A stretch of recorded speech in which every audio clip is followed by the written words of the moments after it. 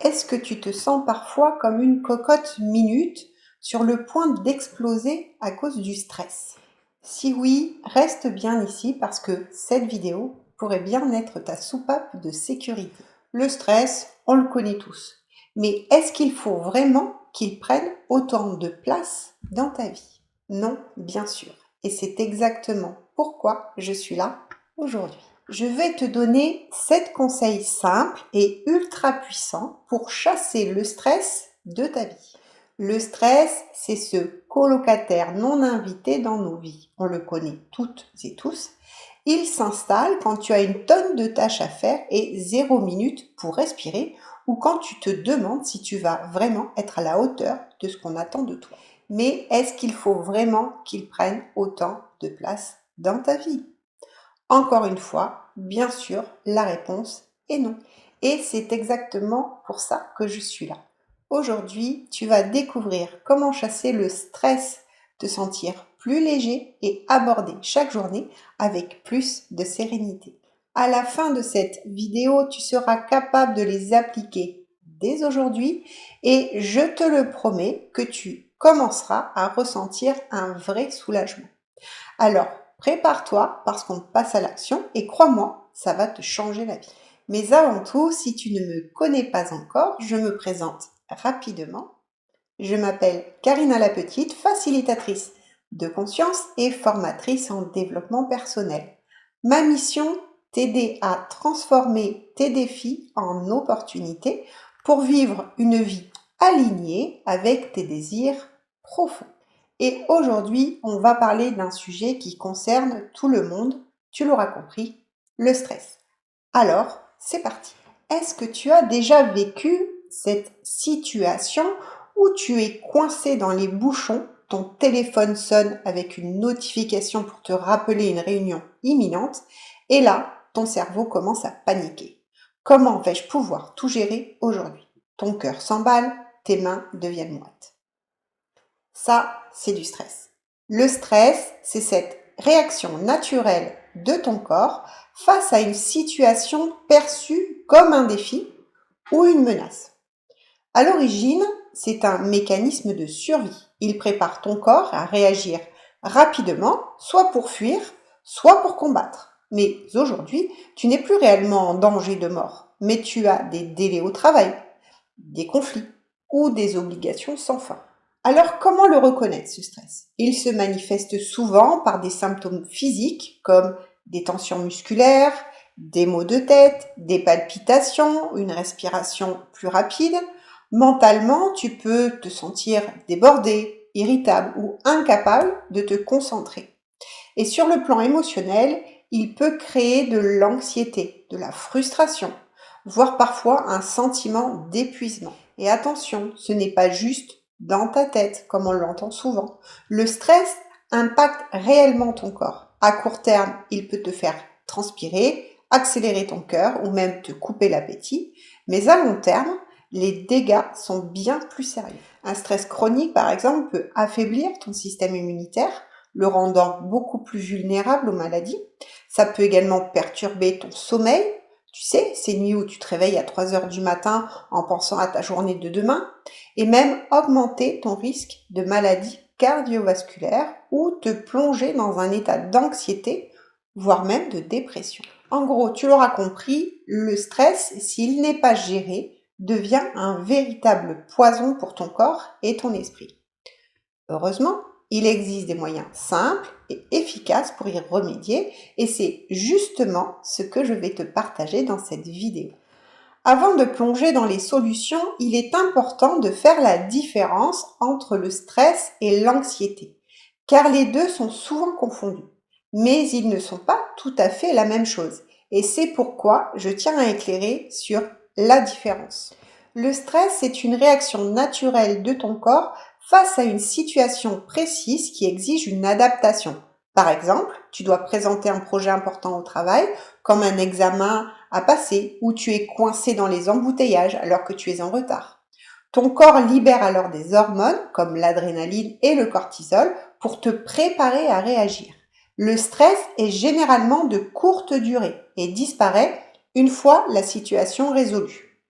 L'anxiété, par contre, c'est un sentiment d'inquiétude ou de peur qui persiste même en l'absence de stimuli. C'est comme une ombre qui plane, sans raison apparente. L'anxiété peut être liée à des soucis sur le futur, des « et si » qui tournent en boucle dans la tête. Elle peut être plus diffuse, plus intense et durer beaucoup plus longtemps que le stress.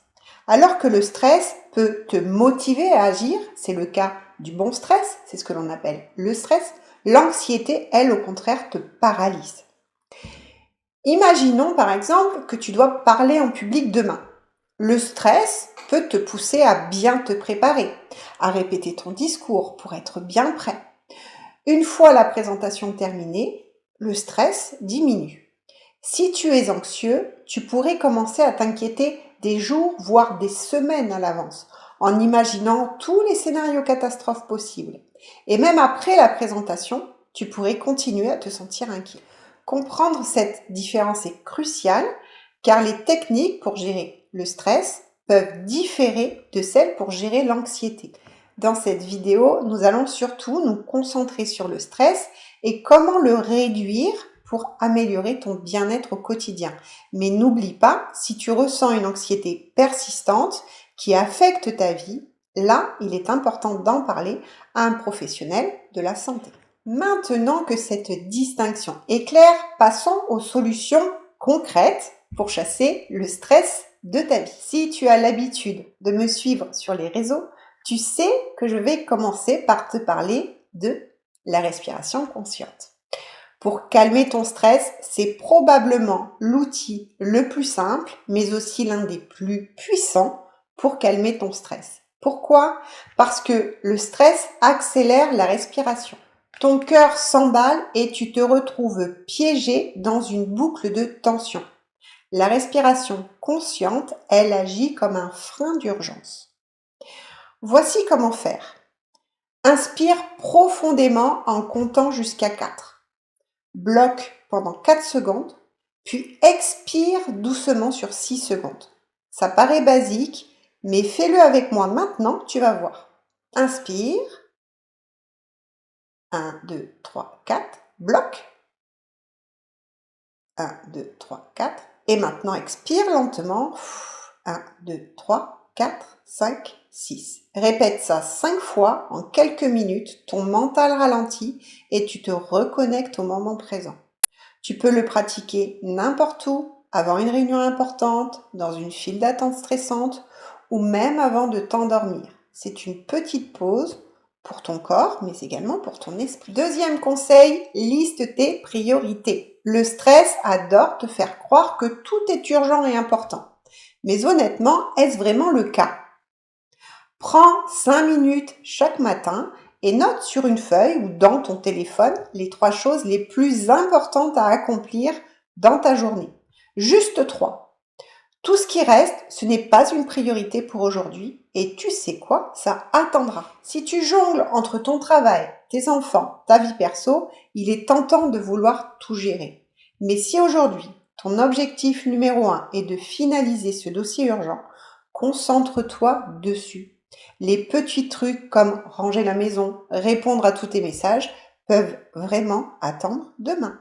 En priorisant, tu supprimes le sentiment de surcharge et tu réduis immédiatement ton stress. Tu te sens fier d'avoir accompli ce qui compte vraiment. Et ça, c'est le petit bonus. Troisième conseil, prends des pauses intelligentes. Tu sais, on a tendance à croire qu'en travaillant non-stop, on va être plus productif. Mais c'est faux. Ton cerveau, c'est comme une batterie, il a besoin de se recharger régulièrement. Alors, pose ton téléphone, lève-toi de ta chaise, bois un grand verre d'eau, marche 5 ou 10 minutes si tu en as l'occasion. Pas besoin d'aller loin, juste de bouger. Si tu travailles par exemple sur un projet qui te prend vraiment la tête, fais une pause. Va dehors, prends l'air, regarde le ciel. Ça te donne une nouvelle perspective et ton stress va diminuer ainsi naturellement. Ces petites pauses, c'est comme des mini réinitialisations pour ton esprit. Alors surtout, n'hésite pas à les prendre, ton cerveau te remerciera. Quatrième conseil, utilise un mot-clé anti-stress. Choisis un mot qui t'apaise. Ça peut être calme, paix, force ou même chocolat si ça te fait sourire. Chaque fois que tu sens la pression monter, ferme les yeux un instant, prends une grande inspiration et répète ce mot doucement dans ta tête. Pour ma part, j'ai choisi le mot calme. Par exemple, imagine que tu es bloqué justement dans un embouteillage monstrueux. On l'a tous connu. Plutôt que de t'énerver, répète calme, calme à chaque inspiration et à chaque expiration. Ce petit rituel crée une bulle de sérénité, même dans le chaos. C'est un outil simple, mais il va te permettre de te recentrer immédiatement. 5e conseil, pratique la gratitude éclair. Le stress te fait souvent oublier ce qui va bien dans ta vie. Alors ramène ton attention sur 3 choses pour lesquelles tu es reconnaissant.